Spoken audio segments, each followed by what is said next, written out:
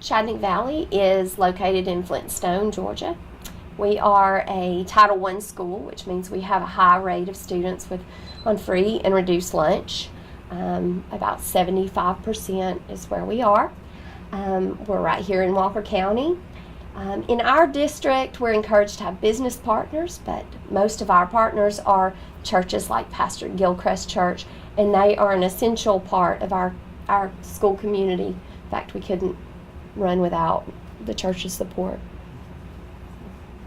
So we're also a bedroom community where we have lots of students who live with extended families and those kinds of things. So our community, having grown up here in this community, we have changed, our dynamics have changed somewhat, where we used to see the mom and dad with 2.5 children. We now see, grandparents raising children, and single dads raising children, and moms raising children. But also, because we're a bedroom community, we have lots of older homes where multiple families can live in those homes. So when we talk about how the church has helped us and how we've changed and how we've grown with each other, how to reach those dynamics. And I know just beside the pastor in his community, I know we've had that discussion of families that live, that he comes and says on a pastoral side, this is how we support them, what are you doing to support, but also next door to the church.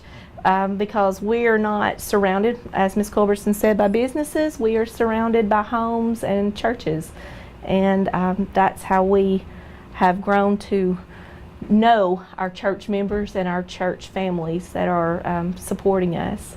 Not only for the children do they support us, but also they support our staff. Our staff, we have encountered hurdles as life will bring different events and times where we've celebrated and times where we've needed support. And the church members are always here. They've provided meals, they provide supplies, they provide volunteer hours and mentors. So we are able to use them in lots of ways.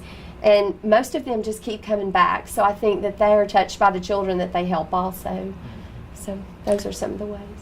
So Chattanooga Valley Flintstone has encountered a number of traumas over the last number of years, natural disasters as well as personal hurts.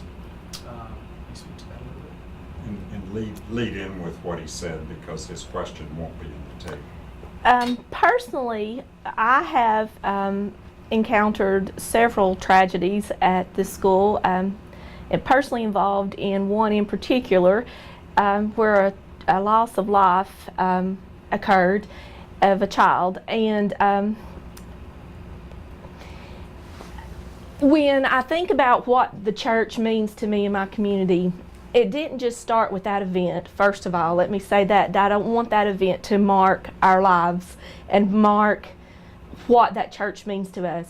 However, as I stand at bus duty every morning, and I have for the last 10 years, that particular morning obviously stands out in all of our minds at this school, and it affected a lot of people.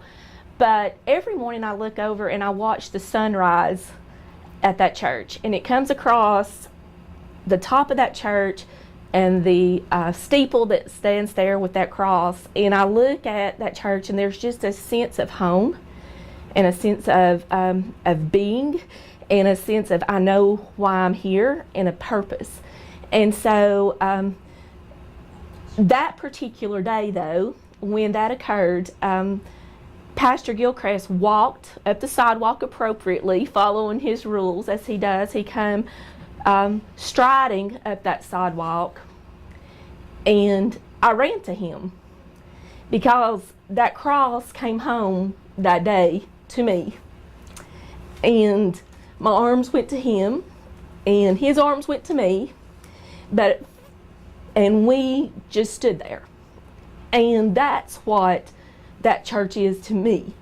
Now, since then, though, it didn't just stop. The ministry has been there, the love from the church members, the support, the simple cards that just came following that incident.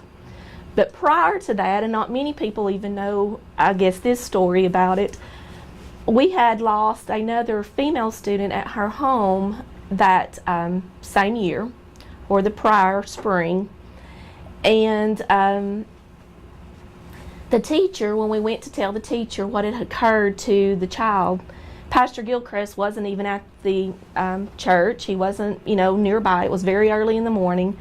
And the teacher ran out of this building because she was so devastated and hurt, and just ran to the porch steps of the church. And I guess we don't really consider that a separate building. We just consider that part of our school home. And it's just always been that way. And we give and take with not just Pastor and his wife, but also the church members there.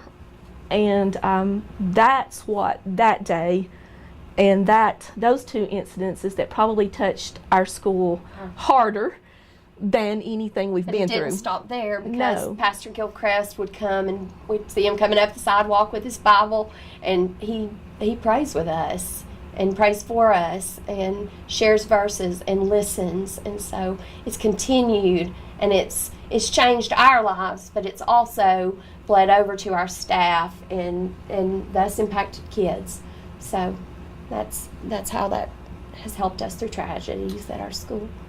So there are a number of families who continue to be involved with the school and the school system. We'll talk about that a little bit. So our families who are involved, we can start with retired former teachers that come back and start mentoring groups with other church members, and they do sight words with kindergartners and first grade students, and letter sounds and letters. So there's tutoring that goes on. I know several years ago the church was working on the aspect of helping parents, train parents to get jobs, and that outreach and everything. We have parent nights, and they'll come in and they realize, your teachers have been here a long time, and I know they haven't had a meal, so they'll arrange meals, and that seems like a small thing, but it's not. It's huge to our staff to have a meal to sustain them through the night meetings. Or our Sunday school class would like to give you some money to purchase a bench for your playground, because we noticed that your first grade teachers stand outside, and so just a simple bench. And to a school who's on limited funds, back to that Title I issue, a bench is a huge ordeal, especially for first grade teachers who are at recess, But then when you think about a card, a pan of honey buns that just show up during Teacher Appreciation Week, and also a candy jar. Lots of their church members send their children to us. And so that is something we really take to heart and value a great deal, is the fact that we have their kids here at our school. They entrust us to take care of their children and to prepare them to go on and be successful in life. So, we're blessed by their children that, we've watched them grow up. They come here in kindergarten and they don't leave until after 5th grade. And so it's just an honor to have them at our school. Mm-hmm. They're just great kids. But not only that, too, when you come to a large event at our school with, we were just talking, Field Day is upon us, and Field Day is a huge event at our school, and, we have 550 students, and there are 550 cars that are going to come that day, pretty much. And every morning our staff parks there, and we will fill their parking lot up again on Field Day, and we were talking about the wonderful playground and and all of those kind of things that they've built that's taken up our parking. But then I also have been over here on Sunday morning to come turn off a fire alarm, or to, come by and do something, and their overflow is also in our parking lot. So I feel like we feel like that's home, but I also feel like their parishioners also come over and are home here. They don't just stop at the parking lot, and there's just that ongoing communication of, oh, we'll come help spread mulch, oh, we will bring breakfast, oh, it's Teacher Appreciation Week, oh, it's we're going to bring a meal, there's just never an end to the ministry and the servant leadership that comes from all kinds of people there. Which is our school. They do, period. Just makes us better. What if there were no connection whatsoever with a church that's across the street from a school? Real simply, what's the beginning? How lost we'd be. I mean, we there's so much value. I cannot imagine Pastor Gilchrist Church not being involved in our school. I mean, our school functions because we are surrounded by good people that are willing to give their time and their prayers and give to our school. I mean, we're better because of that. I can't imagine, almost all of our partners are churches, not businesses. I mean, we need them. We need them to serve on our school councils so we can hear that voice and we can share needs that they don't always know exist, in our school. They may not be the members of their church, but we have needs that they can. They serve as parents for fathers, our to have on our parent and we have all pro dad meetings where they come and their presence. We have so those things don't cost anything. No, they just cost an hour. Serve as mentors and just a presence in our school. So, speak about the broader faith community and how that is important for you all. So we have CV-NAS, we have Flintstone United Methodist, we have Flintstone Baptist. So Chattanooga Valley Baptist. Right. We are fortunate here to have multiple churches, and what I have realized too, that each church has its own gift in this area. And what is awesome about that is everyone just they don't just pour in clothing. So like Chattanooga Valley Baptist does clothing for our children, so we never hesitate to pick up the phone and call them and say, so-and-so's house burned, we need some clothes. We know the Prez is across the street and they're going to bring us some food. We know that they're going to come over and visit with us. The women's group from the Methodist church down the road, which is about our furthest away church, I guess, they do school supplies. And we know exactly who to call when a child's shoe is being held that on with tape. That would be the Flintstone Baptist. Or you need baskets at Thanksgiving. And so every school has every church has a specialty, really, and we know, if we need this, then we call them, and they're always willing to help. We're surrounded by churches that are all willing to. And some of the gifts, the church's gifts, are not necessarily financial, because we have smaller churches who are, on the food days, they might bring a bag of salad, but they partner with someone else. Or the pastor just came by the day we lost a child and said, I just really want to pray for you all. And another pastor that's bilingual, she said, I'm willing to volunteer. I can translate. And so now we have a dad that's coming to our All-Pro Dad meeting who had never come before because he speaks Spanish. And so she comes and interprets for him so that he can, engage with the students. And that saves the school, from having to hire an interpreter that we can use for something else, and that child is just as proud as can be that her dad is here and interacting. But also in a world of tragedy, I go back to all the uses for, but even just the physical structure, when we think about like our safety plan and if we had to evacuate or leave our building for a fire or a flood or a tornado, as we've had, our churches are our evacuation points as well. So they are not just,